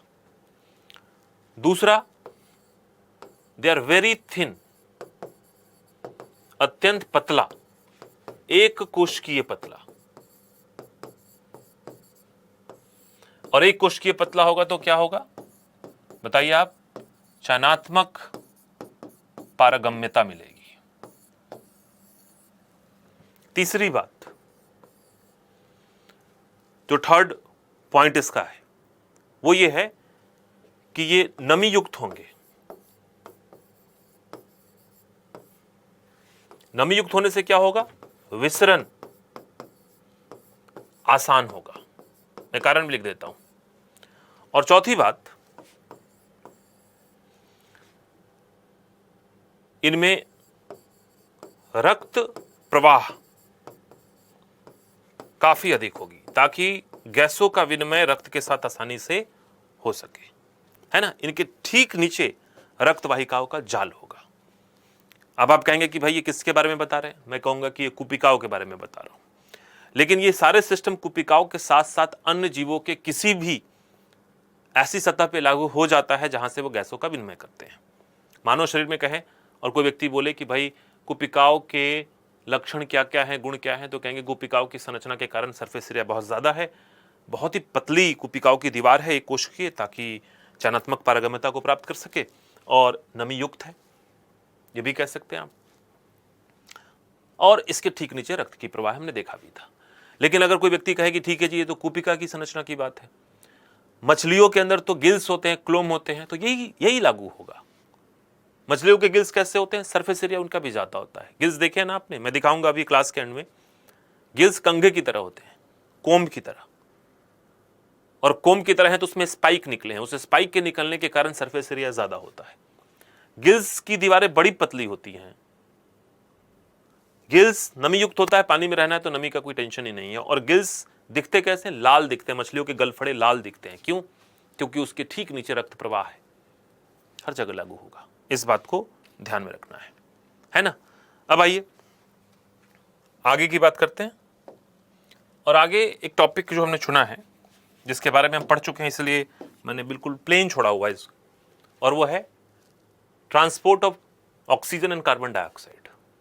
आपने रक्त पढ़ा था ना उत्तक में, बिल्कुल अच्छे से पढ़ चुके हैं आप। मैं एक बार समअप कर देता हूं। समअप करने के लिए मैं यहां पे लिखूंगा कि अगर हम ऑक्सीजन के परिवहन की बात करें तो ऑक्सीजन के परिवहन 99% किसके द्वारा? आरबीसी के द्वारा।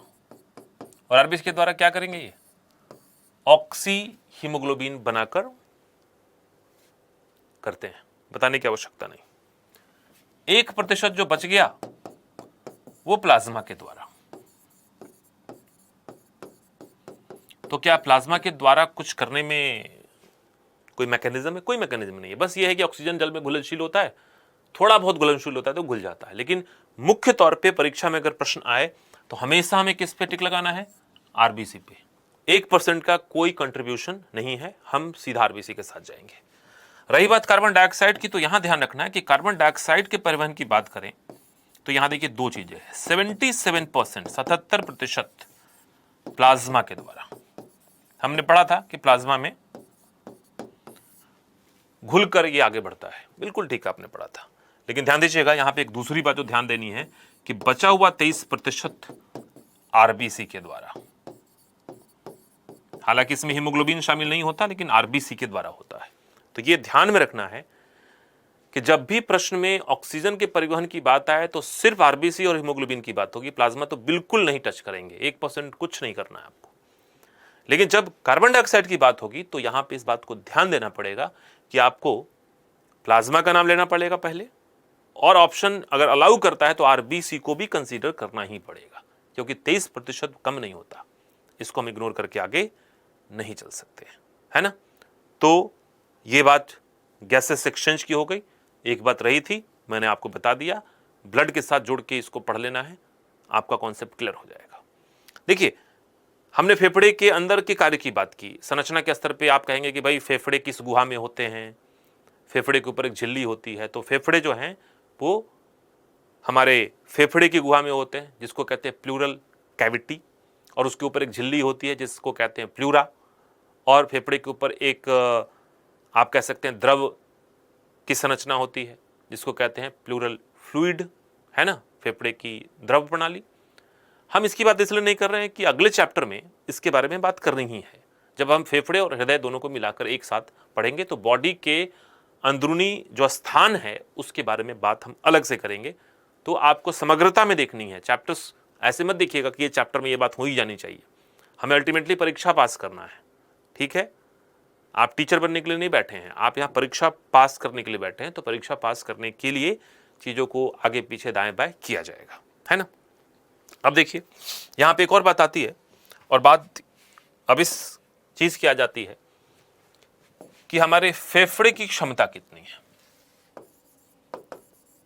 तो फेफड़े की क्षमता, जिसको हम कहते हैं total lung capacity, total lung capacity, और ये है 5.8 लीटर।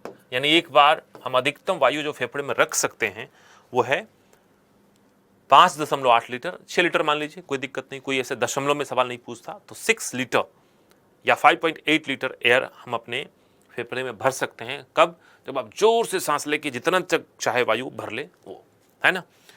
एक शब्द और है जिसको कहते हैं tidal volume. Tidal volume, tidal volume का मतलब है, टाइड का मतलब होता है ना लहरों का आना जाना, आना जाना। तो हम जब सांस लेते हैं और छोड़ते हैं सामान्य दशा में, जैसे आप बैठ के पढ़ रहे हैं और इस समय जो सांस ले रहे हैं और छोड़ रहे हैं, इस समय कितना वायु आप शरीर में लेते हैं यानी फेफड़े में लेते हैं और कितना वायु निकालते हैं सामान्य अवस्था में, जोर लगाना नहीं है। तो इसका मान है 500 ml, यानी कि आधा लीटर। आप आधा लीटर वायु एक सामान्य श्वसन की क्रिया में लेते हैं और छोड़ते हैं, ठीक है। इस बात को ध्यान में रखना है, इसलिए इसको हम कहते हैं टाइडल वॉल्यूम। अब देखिए हम सांस लेते कैसे हैं, आखिर में सांस लेने के लिए कौन सी मांसपेशियां कार्य करती हैं। आपको याद होगा, मैं फिर से आपको लिए चलता हूं उस डायग्राम की तरफ जिसकी बात हमने की थी, और यहां आइए इस डायग्राम पे। तो आपने देखा कि यहां पे एक डायफ्राम नाम की संरचना है। ये देखिए डायफ्राम यही है, ये डायफ्राम है, याद रखिएगा इसको, आगे भी हम लोग देखेंगे। यही डायफ्राम की संरचना, डायफ्राम क्या है? चिकनी पेशी है। कौन सी पेशी है? चिकनी पेशी। अनैक्षिक तौर पे कार्य करती है, हमने बातें पहले भी की थी। और जब डायफ्राम कॉन्ट्रैक्ट होता है तो डायफ्राम कहां आ जाता है? डायफ्राम नीचे आ जाता है। कॉन्ट्रैक्ट करेगा, जब सिकुड़ेगा तो नीचे आ जाएगा, ऐसे हो जाएगा। देख रहे हैं आप, मैंने एक और ड्रॉ कर दिया।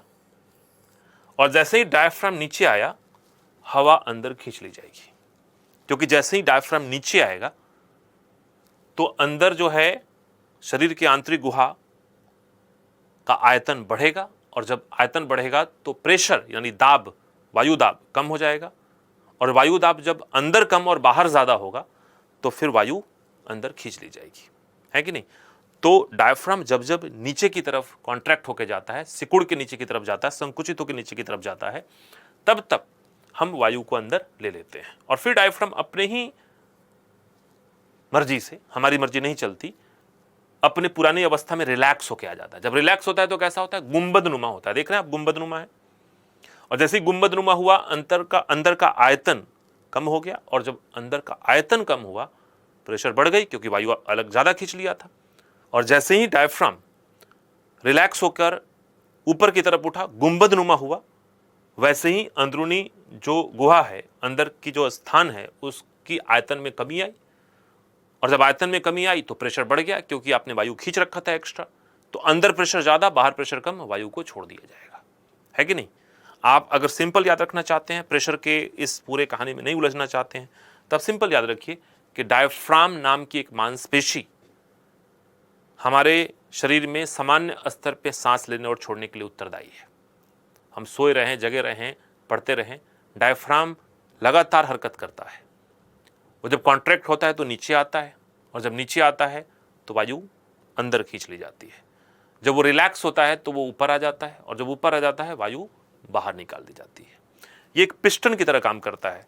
जैसे पंप में पिस्टन होता है ना, वैसे ही पिस्टन को पीछे खींचेंगे तो वायु अंदर खींच लिया जाएगा, पिस्टन को आगे कर देंगे तो वायु बाहर चला जाएगा। यही सिस्टम है। लेकिन कई बार आप जोर से सांस लेते हैं, ऐसे करके सांस लेते हैं। रामदेव बाबा आपको सिखाते हैं कि भाई जोर से सांस खींचो। उस समय आपकी जो रिब्स की मांसपेशियां हैं, पसलियों की पेशियां हैं, जिसको इंटरकोस्टल मसल्स कहते हैं, वो काम करते हैं। आप सीधा याद रखिए कि जब हम जोर से सांस लेते हैं तब उस समय हमारे पसलियों की मांसपेशी वायु को अंदर खींचने में मदद करती है, लेकिन डायफ्राम लगातार काम करता है। इस बात को ध्यान में रखना है। अब आइए आगे बढ़ते हैं, और अब जिस टॉपिक के बारे में हम बात करेंगे वो कुछ बीमारियों के बारे में बात करनी है, कुछ डिजीज के बारे में बात करना है।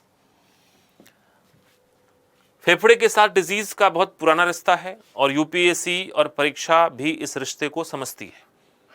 और आप देखेंगे कि फेफड़े से संबंधित बीमारियों के बारे में प्रश्न खूब पूछे जाते हैं। रीजन साफ है, क्योंकि वायु प्रदूषण, शहरी क्षेत्र में वायु प्रदूषण, ग्रामीण क्षेत्र के अंदर तक में भी वायु प्रदूषण, फैक्ट्रियों के अंदर वायु प्रदूषण, खदानों के अंदर वायु प्रदूषण, और वायु प्रदूषण से हम सीधे प्रभावित होते हैं। आज की डेट का बहुत बड़ा कंसर्न है कि भाई एक इंसान को हेल्दी एयर मिले, और वो शायद मिल नहीं पाता है। तो उस संदर्भ में सवाल बहुत बनते हैं, ताकि आपकी जागरूकता के स्तर को वो जांच सके। उसी में एक एरिया है जिसको कहते हैं occupational lung disease. Occupational lung disease का मतलब समझते हैं? किसी खास व्यवसाय में किसी खास काम को करते समय होने वाले डिजीज। तो व्यवसायिक रोग है ये, जो हमारे फेफड़े में होता है। और उसके 5 एग्जाम्पल आपके सामने हैं, ध्यान दीजिएगा। पहला है, फर्स्ट है एस्बेस्टोसिस। नाम से स्पष्ट है, एस्बेस्टोसिस एस्बेस्टस फाइबर से होता है। आजकल देखेंगे कि घर के ऊपर एस्बेस्टस लगा देते हैं लोग। कारण है कि एस्बेस्टस में जंग नहीं लगता। अगर आपने करकट लगाया है तो जंग लग जाएगा, लेकिन एस्बेस्टस जो है वो खराब है। उसके अंदर से छोटे छोटे फ्लेक्स निकलते हैं, सांस के थ्रू आप अंदर लेते हैं, और फिर उससे एस्बेस्टोसिस नामक डिजीज होता है, जिसमें हमारी लंग की कैपेसिटी कमजोर हो जाती है। और एस्बेस्टोसिस हो गया तो आगे चल के एस्बेस्टस की ये प्रदूषण कैंसर तक पैदा कर सकता है। जो लोग कंस्ट्रक्शन वर्कर हैं, जो निर्माण उद्योग में काम करते हैं, बड़े बड़े भवन इमारत बनाते हैं, सीमेंट के साथ, एस्बेस्टस के साथ काम करते हैं, उनमें ये रोग होने के खतरे ज्यादा होते हैं। फिर देखिए एक डिजीज है कोल वर्कर्स न्यूमोनोकोनोवाइसिस, या इसी को कहते हैं ब्लैक लंग डिजीज। कोल वर्कर यानी कि किस में होता है? कोल वर्कर में, जो कोयले के साथ काम करते हैं, चाहे खदान में काम कर रहे हो या कोयले के साथ कहीं भी काम कर रहे हैं। कोल का डस्ट जो होता है ना, काला कोल का डस्ट या शूट कह सकते हैं, वो सांस के थ्रू अंदर जाएगा और फिर फेफड़े की सतह के ऊपर कुप्रभाव डालेगा, कैपेसिटी कम करेगा, इसीलिए इसको कहा गया ब्लैक लंग डिजीज। फिर देखिए एक और डिजीज है सिलिकोसिस, सिलिका। यह सिलिका प्रदूषण से होता है। नॉर्मली माइंस में जो लोग काम करते हैं, खदानों में, और जहां कांच बनता है, कांच सिलिका का बना होता है, कांच उद्योग, तो माइनर्स जो होते हैं वो, और जो कांच उद्योग में काम करते हैं, उनको सिलिका का एक्सपोजर ज्यादा मिलता है और सिलिकोसिस होने के चांसेस बढ़ जाती हैं, और इसमें भी हमारे लंग की कैपेसिटी कम हो जाती है, सांसें अच्छे से ले नहीं पाते, ब्रेथलेसनेस होती है, छोटी सांसें हो जाती है, और कई दफा तो ऐसे व्यक्तियों की जल्दी मृत्यु हो जाती है, क्योंकि इसके बाद कई सारे रोग होने लगते हैं। एक और है बायोसिनोसिस या ब्राउन लंग डिजीज। बायोसिनोसिस होता है किससे? कपास के छोटे छोटे जो आप कह सकते हैं जो फाइबर निकल के हवा में तैरते हैं, और उसको कोई व्यक्ति ले रहा हो और लगातार ले रहा हो, तो फिर उसको दिक्कत होगी।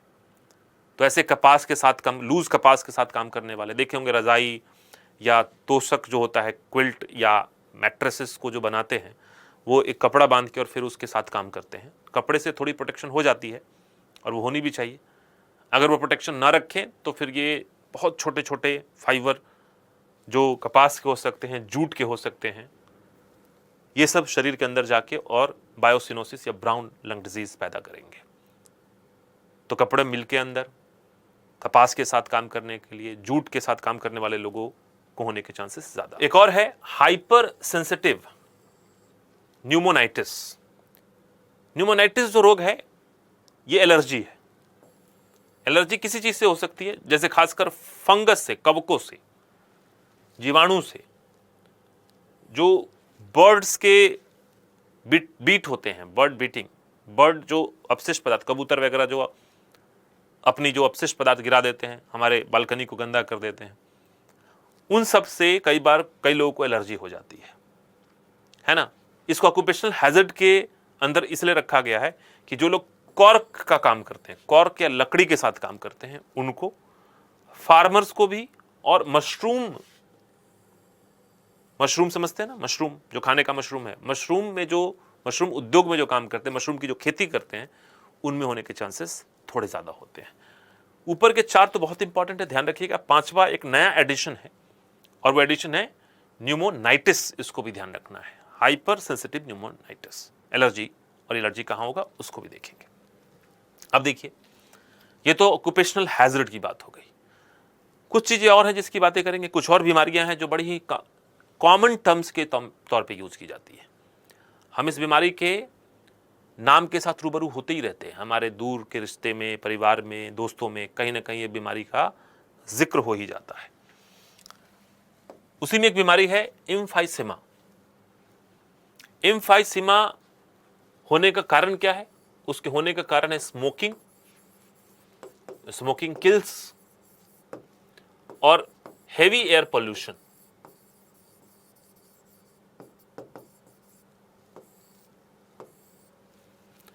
तो अगर एयर पोल्यूशन हो या स्मोकिंग हो तो व्यक्ति को एम्फाइसेमा होने के खतरे बढ़ जाते हैं, जिसमें स्मोकिंग बहुत बड़ा मेनेस है।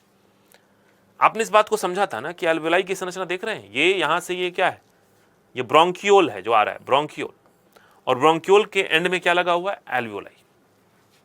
एल्वेलाई जितने ज्यादा होंगे, सतही क्षेत्रफल उतना ही ज्यादा होगा, गैसों का विनिमय उतना ही आसान होगा। लेकिन देखिए यार, जब व्यक्ति स्मोकिंग करता है तो उसको एम्फाइसेमा होता है, और एम्फाइसेमा में एल्वेलाई की दीवार डैमेज होगी, और दीवार जब डैमेज होगी तो बहुत सारी एल्वेलाई फ्यूज होके और बड़ी बड़ी कुपिकाओं का निर्माण करेंगी। यहां देखिए छोटे छोटे देख रहे हैं आप, और जब कुपिकाओं की आकार बड़ी हो जाएंगी तो सरफेस एरिया घट जाएगा, और सरफेस एरिया जब घट जाएगा तो फिर सांस लेने में दिक्कत होगी, है ना। तो एम्फाइसेमा में क्या होता है? सरफेस एरिया सतही क्षेत्रफल कम और ब्रेथलेसनेस होगा। सिगरेट जो बहुत पीते हैं उनसे आप बात करेंगे और कहेंगे चलिए दौड़ते हैं, तो दौड़ने से मना कर देंगे, बोलेंगे मैं हाफ जाता हूं। इसलिए क्योंकि वो व्यक्ति धीरे धीरे एम्फाइसीमा का शिकार हो रहा है। वो सिगरेट की हर कस के साथ उसके शरीर के अंदर सैकड़ों दर्जनों कुपिकाओं की दीवार आपस में फ्यूज करके जुड़ जाती हैं और बड़ी कुपिकाओं का निर्माण करके लंग्स के सतही क्षेत्रफल को लगातार कम कर रही होती है। यह बात अलग है कि 50 लाख कुपिकाएं हैं तो ऐसा होने में समय तो लगेगा, लेकिन यह काम शुरू हो चुका है। शरीर में जहर घुलना शुरू हो चुका है, एम्फाइसीमा अपना काम करना शुरू कर चुका है। तो ऐसी चीजों से दूर रहिए। Smoking kills and it really kills. Cancer होने की बात तो बाद में है, ये सब दिक्कतें पहले हो जाती हैं, है ना। आगे देखिए, एक आपने नाम सुना होगा ब्रोंकाइटिस, है ना। ब्रोंकाइटिस इन्फेक्शन है। जिस वर्ड के पीछे आइटिस शब्द लग जाए ना, आप मान के चलिएगा इन्फेक्शन है। एपेंडिसाइटिस, ब्रोंकाइटिस, कंजक्टिवाइटिस, ऐसे बीमारियों के नाम सुने ना। अपेंडिक्स में इन्फेक्शन हुआ तो एपेंडिसाइटिस, आंखों में इन्फेक्शन हुआ तो कंजक्टिवाइटिस, और अगर ब्रोंकाई के अंदर इन्फेक्शन हो गया तो क्या होगा, ब्रोंकाइटिस। देख रहे हैं ये ट्रैकिया है और उसके बाद ये ब्रोंकाई है यहां से यहां, और इसी ब्रोंकाई के अंदर इन्फेक्शन हो। ये देखिए नॉर्मल ब्रोंकाई है, और अगर नॉर्मल ब्रोंकाई होगा तो देख रहे हैं ना आप, इसकी कितनी बड़ी ल्यूमेन है। अंदर जो पाइप है उसके अंदर काफी जगह है हवा के आने जाने के लिए। लेकिन अगर किसी व्यक्ति को ब्रोंकाइटिस है तो आप देखेंगे कि संक्रमण के कारण उसके पाइप की दीवार मोटी हो गई, सूजन आ गई उसमें, और जगह बहुत कम बची। और जहां जगह बची वहां पे म्यूकस यानी कि एक द्रव अंदर भरा हुआ है जो उसके सांस लेने की पूरी क्रिया को बहुत ही तकलीफदेह बना देता है। ऐसे व्यक्तियों को पूर्ण रूप से सांस लेने की क्षमता वो खो देते हैं, पर्याप्त मात्रा में ऑक्सीजन मिल नहीं पाता, कमजोर हो जाते हैं, और बहुत अगर ज्यादा कंडीशंस खराब हो तो फिर आगे चल के और भी कॉम्प्लिकेशन पैदा हो जाते हैं। लेकिन ध्यान रखिएगा, ब्रोंकाइटिस का मतलब कि ब्रोंकाई के अंदर संक्रमण, फेफड़े के नलिकाओं के अंदर संक्रमण, और उस संक्रमण के चलते इन्फ्लेमेशन, सूजन होगा। सूजन, इसको क्या कहते हैं, सूजन, किसमें, ब्रोंकाई में, और म्यूकस का जमाव जिसके चलते सांस लेने में दिक्कत, कफ, खांसी, सब कुछ होगा, है ना। आगे देखिए, एस्थमा, एज़मा, दमा, कुछ भी कह सकते हैं। इसमें क्या होता है, एस्थमा के अंदर देखिए प्रॉब्लम क्या आती है। एस्थमा के अंदर क्या होता है कि जो एयरवेज हैं, देख रहे हैं आप, ये मेजर एयरवेज हैं, उसके अंदर नॉर्मल लंग्स जब होता है व्यक्ति का, जब लंग्स नॉर्मल होता है तो मांसपेशियां उसकी रिलैक्स होती है, क्योंकि भाई मांसपेशियों की संरचना है। ये जो एयरवेज है, ट्रैकिया है, ब्रोंकाई, ये भी मांसपेशियों की नलिका है। उसकी मांसपेशियां रिलैक्स होंगी, और यहां देखिए ल्यूमेन बड़ा होगा, म्यूकस का अमाउंट नॉर्मल होगा। लेकिन एस्थमा में मांसपेशियां क्या हो जाती हैं, टाइट हो जाती हैं, और जब मांसपेशियां टाइट हो जाती हैं तो यहां पे फिर से सूजन, कहां सूजन, स्वेलो हो जाता है, फूल जाता है। मांसपेशियां टाइट होकर फूल गई, उसके अलावा म्यूकस भी पाया जाता है और सांस लेने में दिक्कत होती है। आपने देखा होगा अस्थमा के जो मरीज है, अगर वो सांस ले तो सीटी जैसी आवाज आती है। कारण है कि पतले पाइप से अगर हवा गुजारोगे तो सीटी की आवाज आएगी, एक मोटा पाइप से हवा जा रहा हो कोई आवाज नहीं आती। लेकिन एक पतला पाइप हो उससे हवा गुजारी जाए तो आपको एक सीटी जैसी आवाज सुनाई देती है। यही रीजन यहां पे है ना। अब आप कहेंगे कि भाई ब्रोंकाइटिस और एस्थमा में क्या अंतर है। ब्रोंकाइटिस संक्रमण से होता है, एस्थमा में संक्रमण का लेना देना नहीं है। एस्थमा मांसपेशियों के अंदर के कार्य प्रणाली में थोड़ी गड़बड़ी है, कई बार ये दिक्कतें हो जाती हैं और व्यक्ति अस्थमा का पेशेंट हो जाता है कि नहीं। तो इस बात को ध्यान में रखना है। फिर देखिए एक और मामला है न्यूमोनिया, है ना। न्यूमोनिया का मतलब है कि अगर ब्रोंकियोल में, यानी कि ये बहुत छोटी छोटी जो वाहिकाएं हैं अंदर, जो हवा की वाहिकाएं हैं जिसको हमने ब्रोंकियोल कहा था, उस ब्रोंकियोल में पानी भर जाए और एल्वेलाई में भी पानी भर जाए, तो सोचिए एल्वेलाई तो खाली होना चाहिए ताकि हवा भरे और हवा सतहों के साथ मिलकर आदान प्रदान कर ले। लेकिन अगर इनके अंदर द्रव भर जाए तो उसको कहेंगे न्यूमोनिया, और निमोनिया बहुत ही खतरनाक है। ये भी संक्रमण के कारण होता है। निमोनिया का भी लेना देना किससे है? संक्रमण से है ना। तो निमोनिया, एस्थमा, ब्रोंकाइटिस, इसमें इस अंतर को ध्यान में रखना है। चलिए आगे देखते हैं और आगे बढ़ते हैं। तो आपको एक और बीमारी के बारे में बता दूं जिसका नाम है COPD, है ना। COPD का फुल फॉर्म है क्रॉनिक ऑब्स्ट्रक्टिव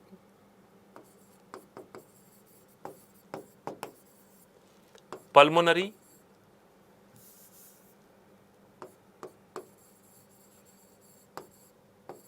डिजीज। पल्मोनरी का मतलब फेफड़े से, पल्मोनरी शब्द जहां आएगा वो फेफड़े से संबंधित है। तो COPD chronic obstructive pulmonary disease. अगर किसी व्यक्ति को ब्रोंकाइटिस हो, ब्रोंकाइटिस में क्या हुआ? संक्रमण के कारण इन्फ्लेमेशन हो गई, म्यूकस बहुत ज्यादा हो गया, पतली हो गई दीवारें, और एम्फाइसीमा हो, और दोनों का एक साथ प्रभाव पड़े तो उनको फिर COPD हो जाता है। और COPD जब एक बार हो गया तो उसका इलाज करना बहुत मुश्किल है कि नहीं? बहुत ही ज़्यादा मुश्किल है। COPD समझिए कि फिर जीवन जो है वो बड़े खतरे में है।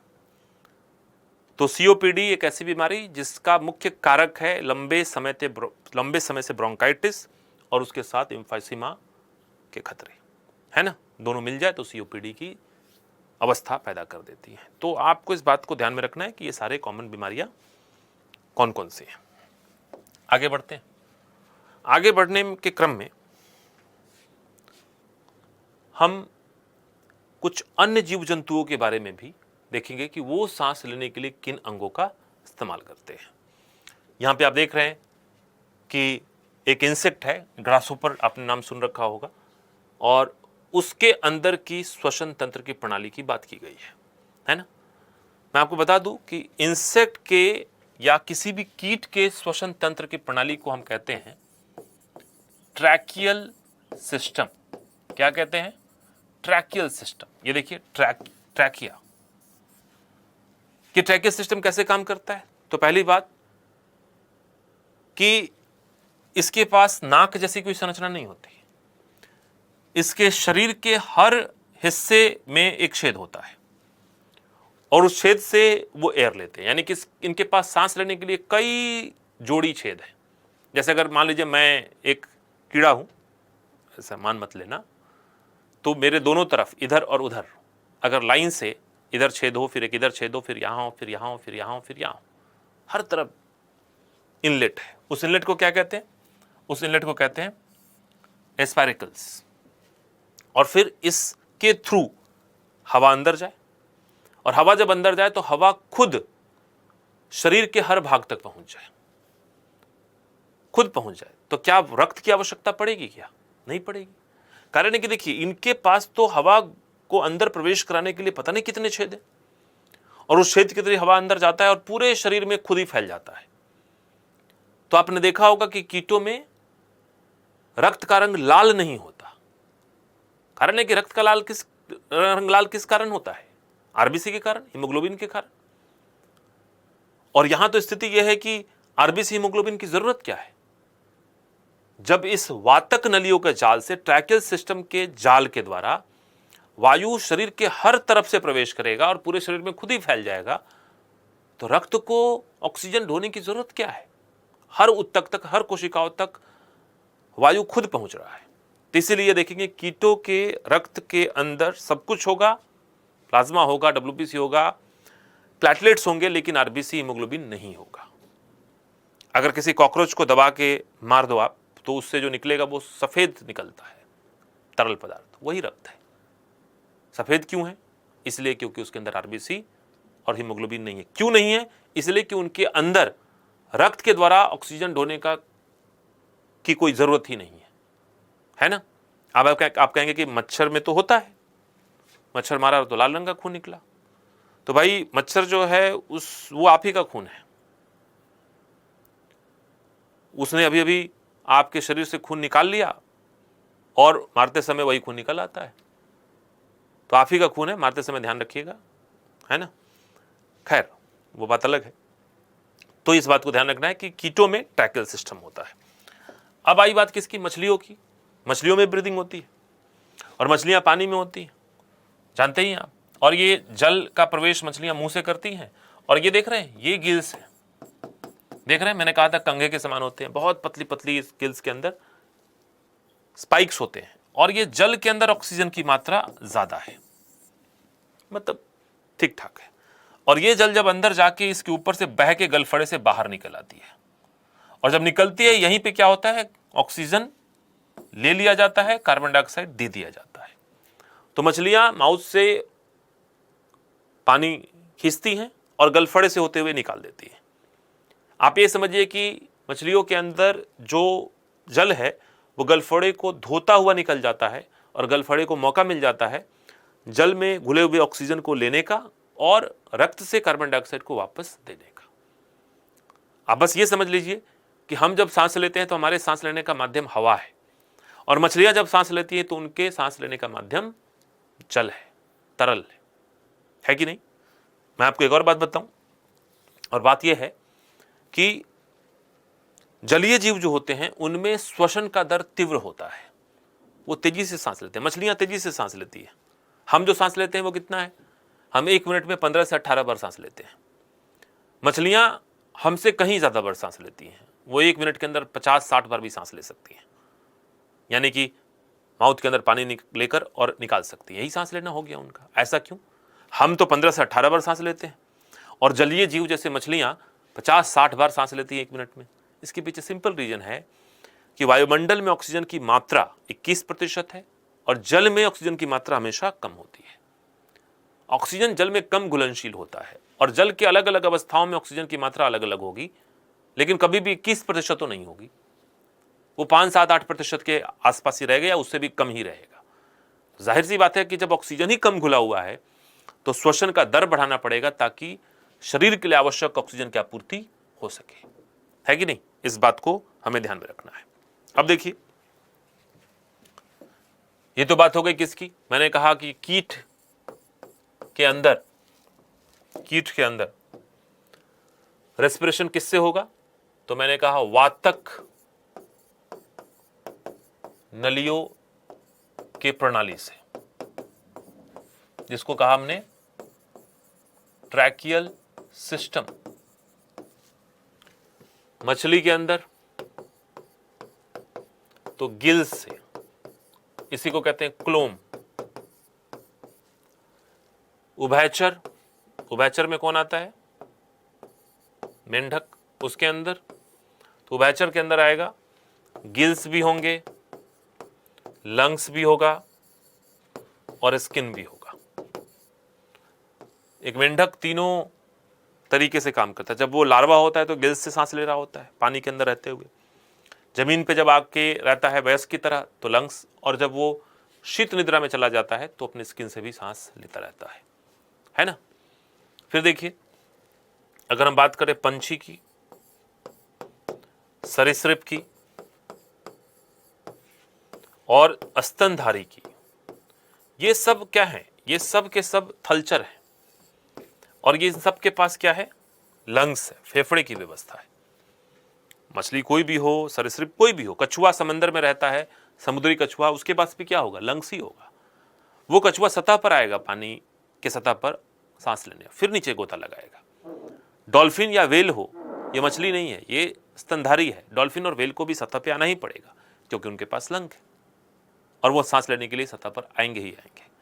इस बात को ध्यान रखना है। और क्या है? और भी कुछ चीजें हैं, ध्यान से देख लीजिए। केचुआ कैसे सांस लेता है? तो स्किन, त्वचा के थ्रू, है ना? फिर देखिए बिच्छू। अब क्या है ना, बिच्छू इसलिए क्योंकि उसके पास होता है बुक लंग, और बुक लंग नाम इतना बढ़िया है कि प्रश्न पूछ देते हैं ये लोग। हारमोनियम देखा है? हारमोनियम में हवा कैसे भरते हैं? ऐसे ऐसे चलाते हैं तो किताब की तरह खुलता बंद होता है, वैसे ही इसके पास एक लंग जैसी संरचना होती है, नाम पड़ गया बुक लंग। थोड़ा इंटरेस्टिंग मामला है तो प्रश्न पूछे जाने लगे। हालांकि ऐसे प्रश्न पूछने नहीं चाहिए जहां पे सिर्फ यादाश्त की परीक्षा हो, समझदारी की परीक्षा है ये, लेकिन फिर भी मैंने बता दिया आपको। और फिर देखिए, अगर हम झींगा की बात करें, झींगा, तो झींगे के अंदर भी होता है गिल्स, क्योंकि वो जलचर है तो यहां पे क्लोम होगा, है ना। तो इतनी सारी बातें हैं जिसको ध्यान में रखनी है। आप इस वीडियो को ध्यान से देखिए, ध्यान से समझिए, फेफड़े की संरचना को देखिए, बीमारियों के ऊपर फोकस कीजिए कि कौन क्या है, नोट्स में थोड़ा बहुत उसके बारे में पढ़िए, और फिर हम अगले चैप्टर की तरफ आगे बढ़ेंगे। Till then, bye bye, take care, study well, thank you.